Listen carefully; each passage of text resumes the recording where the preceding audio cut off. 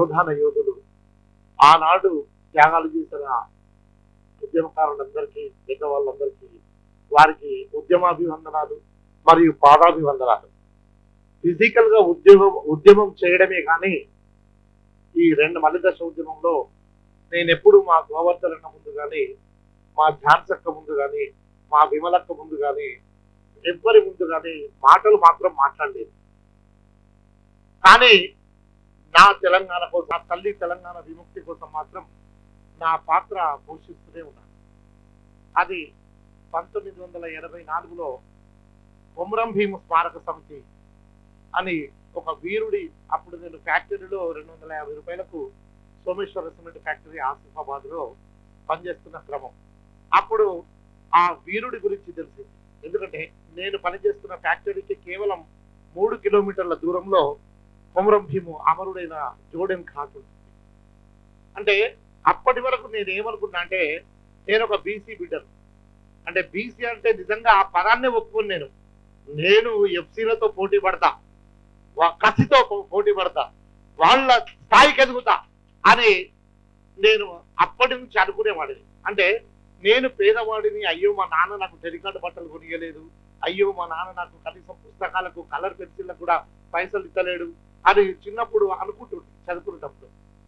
కానీ ఎప్పుడైతే నేను ఆసిఫాబాద్ అడవుల్లోని ఆ సోమేశ్వర సిమెంట్ ఫ్యాక్టరీకి ఉద్యోగం కోసం, ఎలక్ట్రీషియన్ గా ఉద్యోగం కోసం వెళ్ళినో, ఇప్పుడున్నటువంటి సభ లోపల ఇప్పుడు ఆల్రెడీ మీ పాకెట్లో ఉన్నా లేకపోయినా ఇక్కడ కూర్చున్న వాళ్ళందరితోటి ఒక జనరల్ రిక్వెస్ట్ ఏంటంటే మీరు ఏం కంట్రిబ్యూషన్ చేస్తారో ఒకసారి ఒకరిద్దరు ముగ్గురు ఎవరైనా చెప్తే అది నోట్ చేసుకొని ఇనీషియల్ కార్యక్రమాల కోసం దాన్ని కొనసాగిద్దాం.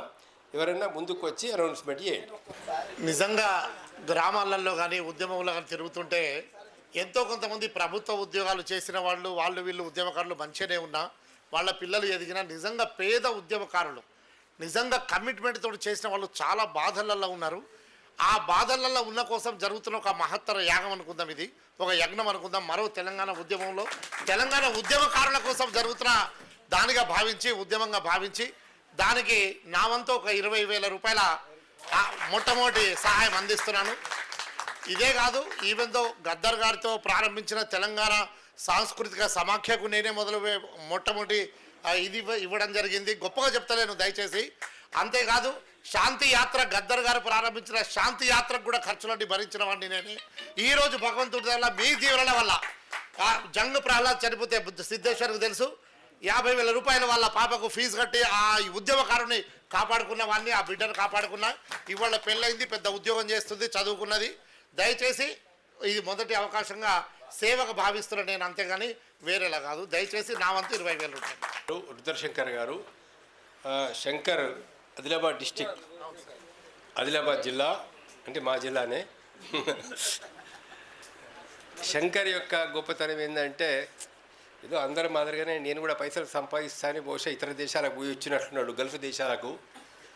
కానీ అక్కడ పోయిన తర్వాత అక్కడ ప్రజల కష్ట నష్టాలను చూసిన తర్వాత చనిపోయినటువంటి వాళ్ళ శవాలు కూడా భారతదేశానికి తీసుకెళ్ళడానికి చాలా కష్టం.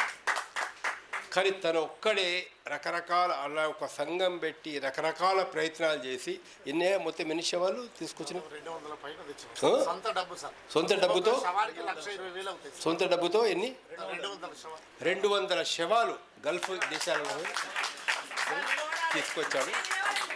ఒక్కొక్క దానికి 1,00,000 రూపాయల కంటే ఎక్కువ ఖర్చు వస్తుంది అక్కడికి తీసుకురావడానికి. అది తను భరించి తీసుకొచ్చాడు.